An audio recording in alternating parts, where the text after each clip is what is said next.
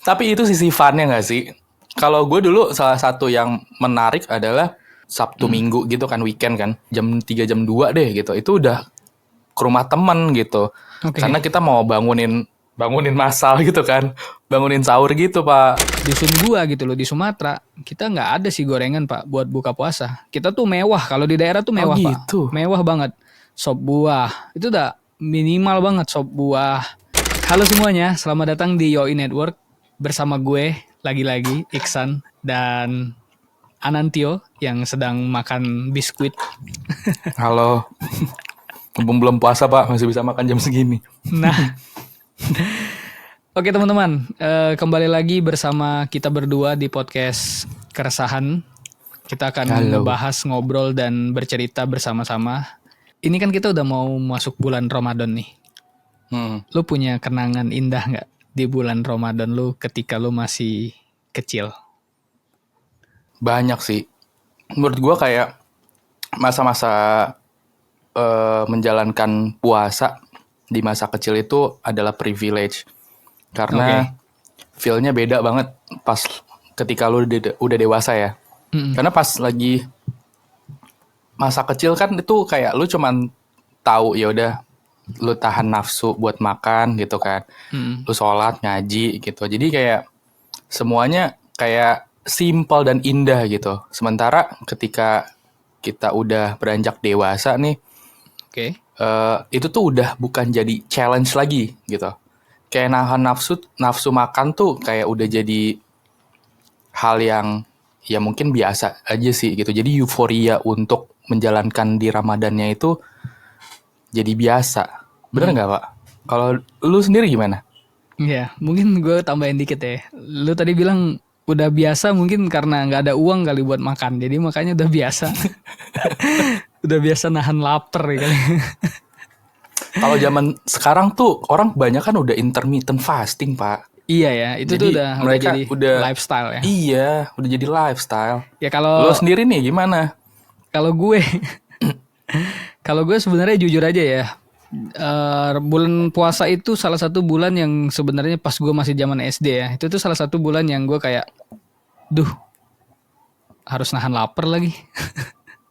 Gitu. Oh, lo Jadi komplain, anaknya komplain. komplain gue. Jadi gue kayak ngerasanya kayak aduh, kenapa sih ada bulan puasa gitu? Kenapa sih kita harus nahan makan gitu? Cuman seru. Maksudnya euforianya tetap seru gitu loh. Kayak ada aktivitas yang nggak pernah kita lakuin kan di bulan-bulan lain ya. Kayak Betul, misalkan sholat yang tadinya biasanya di rumah terus ke masjid. Terus betul, kayak betul. nggak biasanya bangun jam 3 tuh nyokap udah bangun udah nyiapin makan segala macem. Itu kan sesuatu yang nggak pernah terjadi tuh di bulan-bulan lain. Dan di bulan Ramadan tuh ada kebiasaan baru gitu loh, kayak setelah sahur tuh biasanya kalau di kampung gue itu kita kayak ada jalan santainya gitu, nggak jelas kan, harusnya tuh Apa disimpan tuh, Pak? energinya, nggak tahu Pak. Jadi kayak abis sahur tuh biasanya kita keluar gitu, abis kayak setelah sholat subuh gitu, kayak banyak anak-anak muda gitu yang kayak jalan kaki gitu Pak di jalanan gitu loh di kampung gue itu. Oke. Kayak cuman jalan main petasan kayak gitu-gitu doang, kayak ya kayak nyambut pagi mungkin ya, karena udah bangun dari pagi jadi nggak tidur lagi terus langsung main-main. Nah itu sebenarnya agak bodoh sih ya, kenapa nggak tidur aja gitu loh habis sahur kan. Tapi itu sisi funnya nggak sih? Kalau gue dulu salah satu yang menarik adalah ketika gue ada libur sekolah ya. Kalau misalnya Sabtu Minggu gitu kan, weekend kan. Ya. Nah itu gue pasti jam 3 tuh, jam 3 jam 3 jam 2 deh gitu. Itu udah ke rumah temen gitu. Oke. Karena kita mau bangunin masal gitu kan. Bangunin sahur gitu, Iya, Pak. iya, iya, iya. Yang keliling Jadi gitu, yang keliling bawa keliling alat-alat gitu. segala macem. Nah, terus tiba-tiba nanti pas lewat rumah gue, bokap gue kayak nurunin guling gitu yang diselimutin sama mukena. Jadi anak-anak kabur gitu lah. Jadi itu Iya, iya, masa-masa iya. yang menurut gue fun gitu dan susah banget buat diulang gitu sih. Iyalah, udah nggak mungkin lagi terjadi sih sebenarnya. Ya, hampir jarang sih. Ya, sebagian adalah kita bisa lihat di TikTok gitu kan. Cuman untuk di rumah tinggal gue di Jakarta tuh agak lumayan jarang lah. Mungkin seminggu pertama aja. Tapi ngomong-ngomong tentang kampung nih Pak, gue penasaran gitu. Tadi kan lo udah sempat mention kayak ada yang beda nih dari setelah sahur ternyata ada parade atau jalan bersama gitu kan. Iya. Nah, lu kan selama ini kan gue tahu tinggal di Jakarta kan, merantau. Gitu. Apa nih Pak yang beda selain kayak akhirnya kalau lu puasa pun mungkin nyari buka puasa sendiri gitu kan, atau sahur sendiri. Selain itu apa yang beda? Yang beda sebenarnya banyak Pak, banyak banget yang beda. Tapi yang paling menonjol adalah gua nggak harus prepare beberapa menit sebelum buka puasa atau beberapa menit sebelum sahur. Karena kalau di rumah atau kita posisinya sebagai anak ya kan, kalau kita di rumah tuh posisi sebagai anak tuh sebelum buka puasa pasti kita bantuin nyokap dong. Betul. Either itu nyiapin meja makan, naruh minum, mecahin batu es, buka marjan, atau enggak ya kayak nyiapin nasi, naruhin lauk-lauk yang udah dimasak. Dan itu pekerjaan yang sebenarnya males buat dilakukan. Sebenarnya males, apalagi kita anak cowok ya kan. Buat ngerjain hal itu tuh males. Kenapa nggak kayak ya udahlah minum air putih aja udah langsung kayak sholat apa segala macam gitu. Nah itu salah satu budaya yang nggak ada lagi sebenarnya ketika gue merantau. Ketika gue merantau ya udah kayak kan gue merantau juga zaman kuliah terus zaman kerja gitu. Jadi kayak kalau buka puasa tuh yang biasanya gue di rumah tuh ya tadi prepare segala macem. Kalau sekarang kayak tinggal ambil air putih aja gitu atau enggak beli gorengan dulu di pinggir jalan ya kan. Terus kayak udah makan gitu loh. Kayak kurang berbudaya sih sebenarnya. Kalau kita di rumah di kampung kan benar. Ada tuh Pak, ada budayanya tuh, ada culture ya. Ada culture-nya gitu. Benar. Iya lagi. Gue ngerasa. Tapi kenapa ya Pak, gorengan pas lagi menjelang buka tuh nikmat banget Pak. Ngerasa gak lu? Gue kayak gorengan tuh jadi menu wajib anjir. Iya, gue sebenarnya beberapa tahun terakhir itu jadi suka banget sebenarnya gorengan itu sebagai menu buka puasa. Tapi jujur aja gue sebenarnya gorengan itu adalah makanan yang gue pakai tuh ketika gue merantau gitu loh. Kalau kita di kampung apalagi di dusun gua gitu loh di Sumatera, kita nggak ada sih gorengan Pak buat buka puasa. Kita tuh mewah, kalau di daerah tuh mewah gitu. Pak, mewah banget. Sop buah itu udah minimal banget sop buah. Makanannya pun langsung makanan berat Pak, nggak ada yang namanya gorengan, nggak ada yang namanya bihun. Kalau di Jakarta kan kayak gitu ya. Gue juga sebenarnya ada appetizer dulu Pak kalau di Jakarta tuh. Kalau kita di dusun nggak ada Pak. Kita di kampung nggak pakai appetizer. Kita gitu. langsung hardcore-nya gitu. Boleh jelasin nggak Pak, kayak posisi kampung lo tuh di mana? Mungkin teman-teman belum begitu tahu. Jadi gue itu tinggal di Sumatera Selatan Pak. Jadi kalau misalkan Sumatera Selatan itu kan ibu kotanya Palembang. Nah dari Palembang itu, ya dari Palembang itu sekitar 60 kilometer lagi menuju arah ke pokoknya dari Palembang itu sekitar 60 km, lebih kurang ditempuh dengan waktu 3 jam baru sampai ke dusun gua gitu loh. Dusun gua itu nama dusunnya tuh Penyandingan, itu tuh kecamatannya tuh Teluk Gelam. Iya, Teluk Gelam, kabupatennya tuh Ogan Komering Ilir gitu. Biasa disingkat tuh OKI, Ogan Komering Ilir kayak gitu loh. Jadi itu kayak kabupaten gitu di Sumatera Selatan gitu loh. Jadi shock culture juga gue sebenarnya ya, balik lagi ke pertanyaan lu tadi kayak makanan gitu kayak gorengan segala macam tuh baru pertama kali sebenarnya gue rasain di Jakarta gitu loh. Nah tapi kan kalau di Palembang sendiri kan identik sama yang namanya pempek gitu kan. Iya. Sementara gue taunya dari lu misalnya kayak pempek itu Pak biasa kita pakai buat sarapan juga. Nah ini ada nggak Pak yang jadi menu buka utama puasa gitu atau menu yang wajib gitu untuk buka puasa atau sahur gitu Pak? Iya sih, pempek makanan juga khas Palembang gitu. Malah termasuk ya? Iya, termasuk malah pempek gitu loh daripada gorengan. Jadi pempek itu juga salah satu menu buka puasa juga gitu loh. Jadi memang budaya-budaya mewah ya? Mewah Pak. Gua aja nih ya. Gua aja baru tahu ati ampelat bisa dimakan itu di Jakarta. Gue baru tahu tuh. Gue baru tahu usus Serius? itu, iya Pak. Gue baru tahu ati ampela ayam tuh bisa dimakan tuh di Jakarta. Gue taunya ati bisa dimakan itu ati sapi, bisa jadi rendang. Kalau ati sapi, gue tahu. Terus usus, Oke. usus gue baru tahu juga usus tuh ada yang di sate, ada yang dijadiin cabe segala macam. Gue baru tahu tuh di Jakarta. Makanya gue kikil gue baru tahu gue. Kalau kikil tuh bisa dimakan. Gue nggak pernah tuh makan kikil selama Gila, demi gue. apa sih? Iya, Gitu. karena menurut gue di desa itu source-nya banyak kali ya. Jadi biaya hidupnya juga Iya sih, iya, bener. biaya hidupnya juga nggak tinggi gitu loh. Jadi orang juga nggak apa ya, nggak ngolah bahan-bahan yang kayak gitu loh. Mungkin itu jadi makanan bebek mungkin ya. Makanan bebek, makanan anjing mungkin. Tapi mungkin juga ini culture Jawa juga kali Pak ya. Jadi kan di Jawa kan mungkin memang banyak lah pengolahan yang kayak gitu kan. Tapi di Sumatera tuh jarang lah. Nah kalau lu sendiri Oh Pak, gitu. Apa Pak? di rumah itu kayak gimana budayanya pas buka puasa?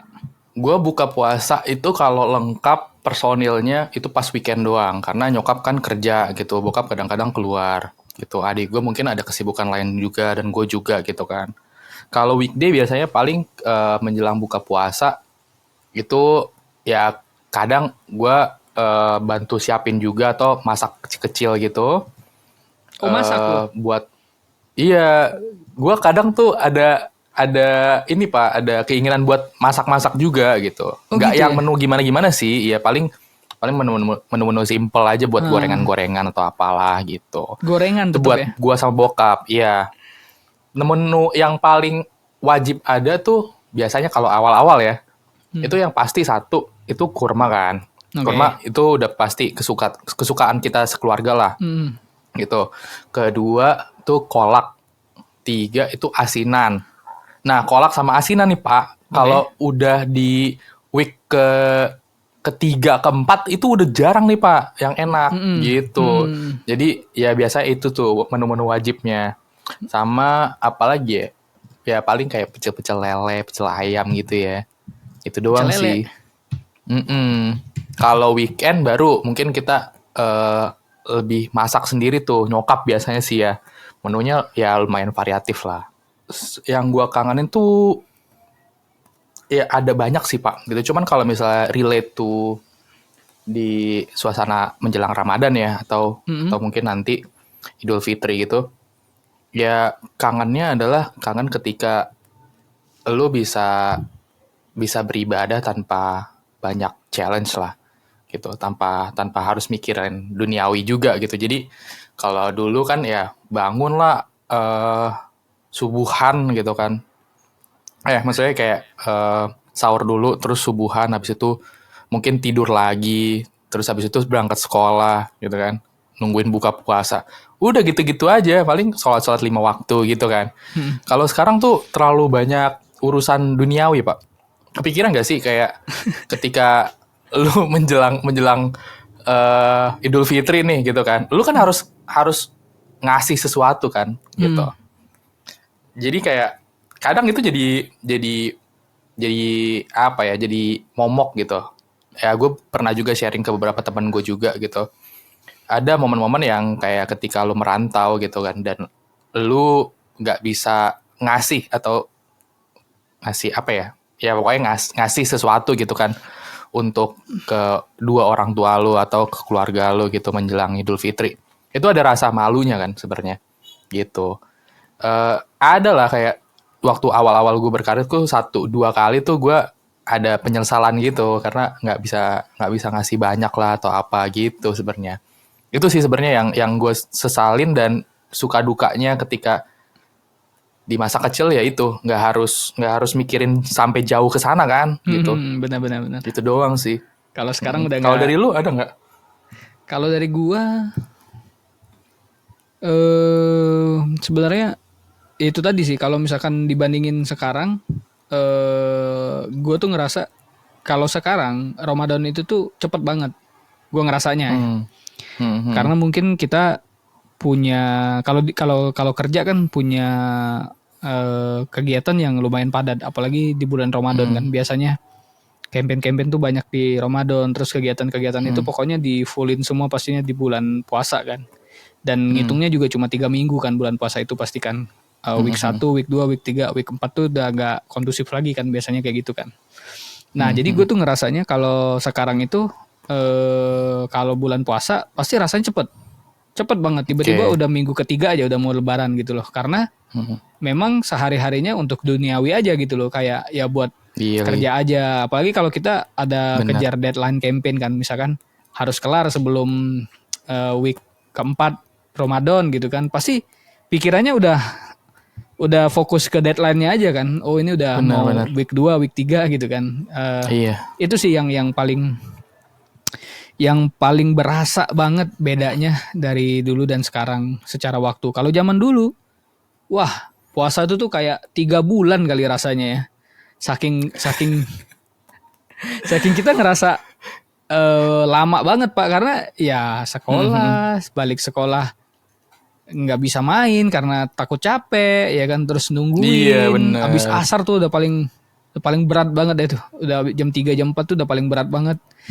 nggak bisa tidur juga gitu kan, karena biasanya rumah tuh diisi dengan yang masak segala macam. Jadi berasanya tuh kalau bulan puasa tuh kayak lama banget, karena kita juga nggak ada yang dikejar kan, maksudnya ya paling ngejar apa namanya kalau libur sekolah ya kan. Itu pun ya udah mau deket lebaran biasanya liburnya kan. Jadi memang itu sih yang berasa beda banget lah antara sekarang dan dulu, apalagi di bulan Ramadan gitu loh. Jadi sebenarnya kan kalau misalnya di kerjaan yang sebelumnya lo berarti di production ya Pak, production konten ya, atau / mungkin produsernya kan gitu. Jadi biasanya kalau untuk di corporate gitu berarti intensitas untuk naikin konten itu jauh lebih tinggi karena ini euforia Ramadan gitu nggak sih Pak? Iya, semua gitu. Brand, semua brand ya, semua produk itu pokoknya mau ikut-ikutan deh ke Ramadan tuh, karena wave-nya tuh gede banget kan Ramadan. Wave-nya benar-benar. Daya belinya juga tinggi banget, terus juga orang juga mau spend. Ya THR juga keluarnya kan di bulan Ramadan kan. Benar-benar. Pasti dihabisin itu. Jadi secara in general kalau misalnya gue bisa bilang workload dari teman-teman yang kerja di bidang kreatif nih gitu kan, mungkin di industri yang sejenis sama lo, itu jauh lebih besar dong ya Pak kalau misalnya di Ramadan. Mostly ya. Pak. Malah udah dimulai dari sekarang sih, malah udah dimulai dari beberapa bulan sebelum ini malah gitu kan. Kayak bikin iklannya, bikin kontennya tuh pasti udah dipersiapin 2 bulan sebelum Ramadan gitu loh. Kayak iklan-iklan, semua iklan tuh tayangnya pasti peak-peaknya di bulan Ramadan gitu loh. Dari awal-awal kayak gini nih, seminggu sebelum puasa ini udah mulai tuh iklan-iklan segala macem yang berbau tentang Ramadan. Nanti bakal ada lagi tuh di akhir Ramadan kan, menyambut Idul Fitrinya gitu loh. Jadi memang apa ya, kalau kerja di industri kreatif tuh selama bulan Ramadan itu tuh emang benar-benar gila sih porsirnya, pasti diporsir banget buat kita jangan sampai ketinggalan gitu loh dari event Ramadan ini gitu. Oke. Jadi tadi kita udah ngomong agak lumayan personal Pak tentang kayak masa kecil pas Ramadan ngapain aja. Sekarang gue pengen tarik ke industri yang kita geluti lah gitu. Oke. Kalau misalnya ngomongin tentang konten, tipe konten apa aja sih yang biasanya tuh banyak dipakai sama corporate gitu untuk di masa-masa Ramadan ini? Tipe konten yang kayak gimana mungkin kalau kita ngomongnya media pasti berbeda-beda setiap media Pak, tipe kontennya. Sekarang ini kan media itu udah berkembang ke satu lingkup yang lebih besar sebenarnya, yaitu media sosial kan. Nah media sosial ini kan udah bukan informasinya tuh udah bukan disajikan, atau informasinya tuh udah bukan satu jalur gitu loh bahasanya gitu. Jadi kalau kita media konvensional kan kayak TV, billboard itu kan itu kan si pengiklan cuman kayak masang iklannya, terus kita sebagai calon konsumen menerima pesannya gitu loh. Cuman satu komunikasi arah doang kan. Nah kalau media sosial kan udah berkembang banget ya, udah jauh pesat banget berkembangnya 10 tahun terakhir. Jadi memang butuh effort juga sebenarnya dari sisi kreativitas, dari sisi berceritanya kayak gitu loh. Jadi tipe konten yang kayak gimana di bulan Ramadan ini pasti semua brand itu memanfaatkan semua channel yang ada, Pak. Itu udah pasti. Channelnya pasti dimanfaatin secara 360 gitu loh. TV-nya pasti dia mainin, billboardnya pasti dia mainin, media sosialnya pasti dia mainin, social conditioningnya pasti dia mainin. Wah, pokoknya semua lini itu kita digempur deh. Semua lini itu kita digempur dengan pesan-pesan dari si brand ini kayak gitu loh. Jadi memang kadang kita kebanyakan. Jadi kalau misalkan di industri kreatif itu, Pak, karena udah banyak nih orang yang bertarung dengan pesan, makanya kadang pesan itu tuh emang harus stand out biar pesan itu tuh bukan cuma nyampe, tapi bisa keluar sendiri gitu loh ke konsumennya, bisa datang sendiri ke konsumennya dengan cara ya pesan ini harus stand out gitu loh. Nah maka dari itu sebenarnya 2 tahun terakhir ini yang paling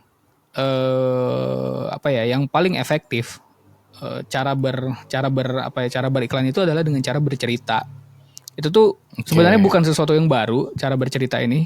Sebenarnya iklan jarum pun udah bercerita dari zaman dulu, kalau lu tahu kayak iklan-iklan rokok ya. Yang dia yang kayak dia mau pulang lu pasti tahu sih iklan ini, yang dia mau pulang ke kampungnya, dia naik motor terus di jalan kena siram air selokan karena diserempet oleh mobil ya gitu-gitu, terus akhirnya dia ya banyak lah kan. Jadi memang sebenarnya bukan sesuatu yang baru lagi sebenarnya storytelling, tapi sekarang itu storytellingnya tuh lebih spesifik lagi, lebih niche lagi, lebih lebih targeting lagi lah gitu. Siapa yang bakal menerima cerita ini gitu loh. Harus relatable juga kan. Kalau relatable pasti jadi diskusi kan, pasti di-share sama orang, pasti kayak lihat nih ada iklan yang kayak gini gitu loh, ada pesan yang di dalamnya yang yang bagus, yang bisa di-share segala macam. Jadi memang storytelling tuh sangat besar banget pengaruhnya powerful sangat besar banget pengaruhnya, powerful banget di zaman sekarang. Dari cara berceritanya mereka itu bisa membangkitkan empati kita gitu gak sih? Yang akhirnya kayak karena tadi lu bilang mungkin ada banyak persaingan konten-konten, akhirnya harus stand out dan at least dia muncul di permukaan dulu kan, biar orang betul. Tuh aware dulu sama ada konten yang ini gitu. Gitu ya. Iya, Pak. Oh, I see. Tapi iya sih, konten-konten yang kayak gitu apa kayak konten-konten yang di Thai insurance gitu ya, Pak? Itu kayak menurut gue sangat-sangat gampang menyentuh hati gitu ya. Iya. Lu sebagai penikmat audiovisual ya, sebagai pemerhati juga iklan-iklan, dan lu juga sering juga ya sharing ke gue iklan-iklan dari Thailand khususnya ya, yang emosional banget ya, yang gampang banget lah nge-grab attention kita gitu loh. Itu lu sendiri ada momen-momen ini gak sih, Pak? Ada momen-momen inilah di diri lu masih nyangkut lah, masih berbekas gitu loh. Nyangkut ya? Banyak sih, Pak. Kayak konten, gue tuh agak lumayan sensitif sama beberapa konten sih gitu. Terutama konten yang membahas kayak misalnya tentang family gitu. Nah, jadi kenapa gue tertarik sama yang iklan-iklan di Thailand itu, menurut gue kayak itu gampang banget menyentuh hati gitu. Dan menurut gue kayak, gue gak tahu dari segi produksinya ya, mungkin lo yang bisa jauh lebih ngejelasin gitu. Cuman menurut gue kayak tetap, karena waktu itu sempat kita ngebahas juga tentang gimana sih powerfulnya dari storyline itu gitu kan, dalam sebuah iklan atau mungkin di perfilman juga gitu. Well, gue nggak terlalu banyak, mungkin ya nanti lu bisa correct me if I'm wrong. Cuman itu sih menurut gue kayak powernya dari berceritanya itu, dari si storyline-nya itu udah bisa bikin stand out sendiri gitu. Walaupun dengan visualisasi yang ya maksudnya kayak film-film atau kayak iklan-iklan Thailand yang zaman dulu kan itu biasa aja kan, paling kayak cuman beberapa scene doang di jalan gitu kan. Cuman ketika lu tahu oh ada plot twist ini gitu kan, oh ada ini gitu, oh ternyata ada hooknya di sini gitu. Nah itu menurut gue jadi satu iklan yang jadi long last gitu di memori otak gue gitu. Dan mungkin kebanyakan orang juga sih dibanding sama konten-konten yang seru-seruan aja sih gitu. Well memang ada beberapa konten juga yang memang karena seru-seruan aja gitu dan simple itu jadi mungkin melekat juga di kepala gitu kan. Cuman itu yang gue pahamin Emang sih Pak.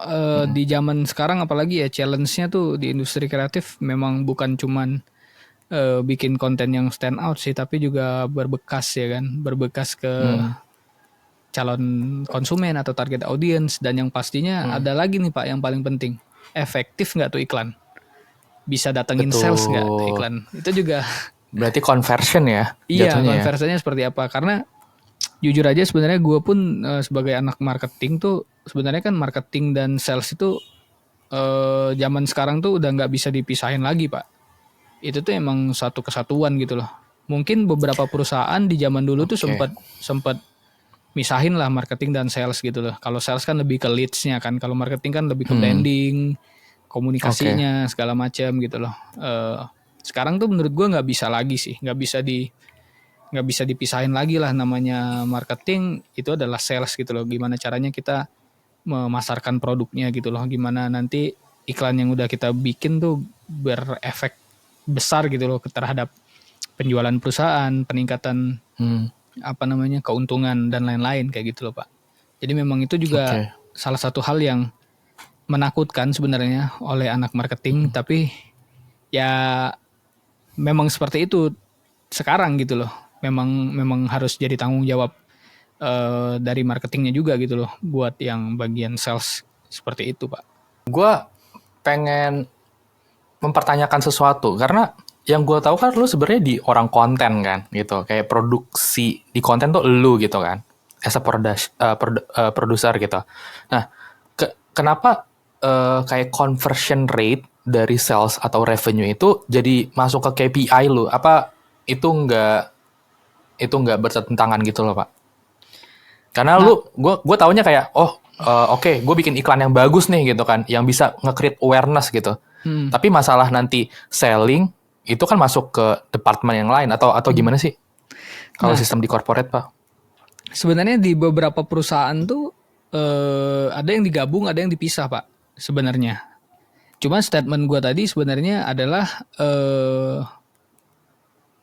mencoba untuk menjelaskan kalau di zaman sekarang ini tuh semuanya itu everything about leads gitu kan. Semuanya itu gimana caranya biar, sebenarnya bukan sekarang sih, memang dari dulu pun pas gue zaman kuliah pun gue dituntut oleh dosen gitu loh, dituntut di kelas tuh untuk berpikir tuh secara sales gitu loh. Karena kalau lu nggak berpikir secara sales, walaupun lu bikin kontennya bagus, walaupun engagementnya tinggi, walaupun itu jadi conversation di masyarakat, kalau itu nggak mendatangkan sales, tahun depan budget lu buat bikin iklan nggak mungkin naik Pak, nggak akan bisa improve lu kayak gitu, karena nggak ada keuntungannya, nggak ada benar. Iya, nggak ada pengaruhnya gitu loh terhadap sales gitu loh. Tapi kalau misalkan lu bikin iklan terus iklannya memang bagus, terus juga jadi diskusi di media sosial, orang juga akhirnya punya willing untuk purchase produknya gitu loh. Tahun depan pasti kan budgetnya pasti meningkat kan, budget produksinya kan. Nah lu bisa karena efektif gitu loh. Jadi lu bisa expand lagi kan kayak gitu Pak. Jadi memang gue tuh dari zaman kuliah pun sebenarnya udah ditekenin gitu oleh oleh dosen buat berpikirlah walaupun lu adalah seorang marketing gitu loh, yang kita jual kan sebenarnya pesannya kan, yang kita jual sebenarnya adalah jiwa dari produknya ya kan, jiwanya yang kita jual kan gitu. Bukan kita nggak ngomongin kita ngomongin benefits, kita ngomongin keunggulan produk kita, tapi dengan cara lain kan, kita kemaskan pesannya gitu ya. Tapi tetap itu semua harus berujungnya dengan peningkatan sales gitu loh, harus berpengaruh kayak gitu loh. Itu tujuannya selalu ada budget marketing kan di setiap perusahaan gitu loh. Gitu. Jadi tahun depan kalau naik ya budgetnya juga naik gitu loh Pak. Jadi memang win-win solution juga gitu loh. Walaupun sebenarnya beberapa company itu dipisah Pak kayak gitu. Jadi sebenarnya benar yang lu bilang, nggak ada keterkaitan. Beberapa perusahaan tuh ya lu nggak harus bertanggung jawab atas budget marketing yang lu keluarin dengan budget sales yang ada gitu loh. Karena memang beda kan secara secara pekerjaan juga beda. Tapi ya sebagai marketing yang baik harusnya berpikir kayak yang gue bilang tadi sih, kayak gitu. I see. Itu ya kenapa lo mention tentang kayak marketing 360, karena at the end of the day sebagus-bagus konten lo memang harus jadi conversion ke sales atau revenue ya. Betul Pak. Oke. Kayak gitu. Oke. Gue tuh dulu suka banget sama marketing Pak. Okay. Jadi menurut gue kayak it's good aja to have a bunch of budgets, karena marketing kan itu pasti punya budget yang dialokasiin sendiri kan, karena marketing harus ada di setiap segmen industri gitu kan. Betul Pak, dimanapun. Nah itu sih ketika lo marketing juga kan turunnya banyak ya Pak, kayak create content lah, create kayak penetration di beberapa tools marketingnya juga gitu. Sekarang kan juga banyak kan, ada marketplace, ada social marketplace juga, dan segala macam. Itu menurut gue kayak keren sih itu untuk pekerja di bidang marketing. Nah tapi sekarang tuh gue mikir kayak untuk orang kayak gue yang selalu bekerja di balik layar, kayaknya gue butuh skill untuk ngejual gitu. Gue tuh mungkin bisa dibilang menurut teman-teman gue Pak dan rekan-rekan kerja gue cukup good untuk bersosialisasi gitu. Oke. Jadi setuju. Dari interpersonal skill gitu. Gue tuh mau ngomong sama siapa aja gitu. Mau sama tukang bakso pinggir jalan, tukang beca, sampai ke bos-bos, itu gue kayaknya punya mental kesana Pak gitu, buat ngomongin tentang hal apapun, dan gue nggak takut untuk ngomongin tentang hal apapun gitu. Tapi when it comes to selling itu beda gitu. Gue punya pressure yang tinggi banget gitu, karena gue tuh cukup idealis untuk menjual sebuah produk, ya kan. Kalau misal gue nggak ngerasa kayak produk-produknya itu bagus untuk gue jual, gue nggak bisa tuh buat kayak sugar coating gitu kan. Oh ini produknya bagus banget gini, oh nggak bisa gue. Tapi nah itu tadi gitu, ternyata di ujung pangkal dari si marketing itu harus ada orang sales gitu, ya kan. At the end of the day kita harus kayak nge-convert antara konten yang bagus sama sales atau penjualan yang baik juga gitu. Jadi kayaknya sekarang sih gue udah shifting dari yang pengen jadi marketing jadi pengen dapat ilmu salesnya sih. Ya, saling bantu sih Pak sebenarnya. Jadi sebenarnya marketing itu tuh ngebantu kerjaan sales secara nggak langsung ya. Jadi yang tadinya sales harus ngejelasin benefit ini, tapi dengan kerjanya marketing yang bikin iklan, bikin campaign, bikin event, bikin kegiatan yang berbau branding segala macam, itu juga akhirnya menyebabkan si konsumen kena ke hatinya gitu loh. Nggak butuh lagi buat dijelasin benefitnya, nggak butuh lagi dijelasin harganya murah atau harganya itu kompetitif, atau produknya itu bagus gitu loh. Jadi nggak butuh itu lagi buat dijelasin oleh salesnya gitu loh. Jadi tinggal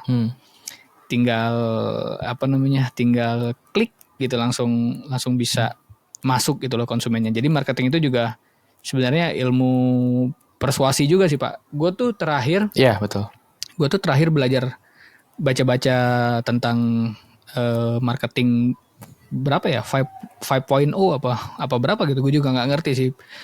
Sekarang perkembangannya tuh udah cepat banget. Jadi katanya decision making kita itu tuh ditentukan kalau dulu ditentukan di toko. Kalau dulu. Iya. Jadi decision making kita itu ditentuinnya di toko. Ketika kita di toko, kita tanya sama koko-koko yang di toko itu, mana nih pipa yang bagus gitu kan, atau enggak mana nih genteng yang bagus atau keramik yang bagus gitu kan. Nah itu ditentuinnya pada saat di toko gitu loh, decision makingnya. Tapi sekarang dengan berkembangnya teknologi dan zaman ini, decision making itu kadang ketika kita bangun tidur, Pak. Gitu loh. Ketika Gitu kita ya? ketika kita berada di toko itu tuh kita tuh udah tahu mau beli apa, harganya berapa, tipenya apa, tahun berapa, ya kan? Kayak kita beli HP lah zaman sekarang, mana ada gitu loh decision makingnya di counter Xiaomi, mana ada. Kita datang ke apa namanya offline store-nya Xiaomi itu buat ngecek bener nggak yang di review di YouTube. Rasanya kayak gimana sih kalau dipegang gitu loh. Semua decision itu tuh kita ambil tuh ketika di layar komputer, di layar HP gitu loh. Kita udah tahu kalau kita mau beli ini gitu loh. Kayak gitu. Nah, jadi sebagai orang yang berada di dunia marketing, lo harus sadar berarti iklan lo itu nggak bisa cuman ada di toko doang. Kayak gitu. Lo harus gempur nih target lo itu dari semua waktu yang dia punya 80% tuh buat ngelihat iklan lu gitu loh, gimana pun caranya gitu loh. Dari Facebook Ads, dari apa Twitter, dari mana segala macam tempat-tempat orang yang biasa untuk ngeriset suatu barang gitu loh. Jadi memang udah jauh banget sih Pak berkembangnya gitu. Karena kalau kalau dengar cerita bokap atau nyokap zaman dulu kan, kalau mau beli mobil ya ke showroom Toyota nanya gitu loh, mobil apa yang baru gitu loh. Iya kan? Kalau sekarang tanpa kesana aja kita udah tahu semua informasi tanpa dijelasin sama salesnya ya. Betul Pak. Gue beli mobil yang sekarang, gue bilang Mas nggak usah dijelasin lagi, saya udah puluhan video YouTube saya tonton. Malah kadang kita gitu loh, Mas ini bisa ini ya di sini bisa kayak gini nih, kata Fitra Eri bisa gini nih di sini nih. Gitu kan. Iya, gue tuh sama lu sama, Pak. Kita kalau mau beli sesuatu pasti ngulik semua kan. Pasti ya ngulik kan? kita. Gila.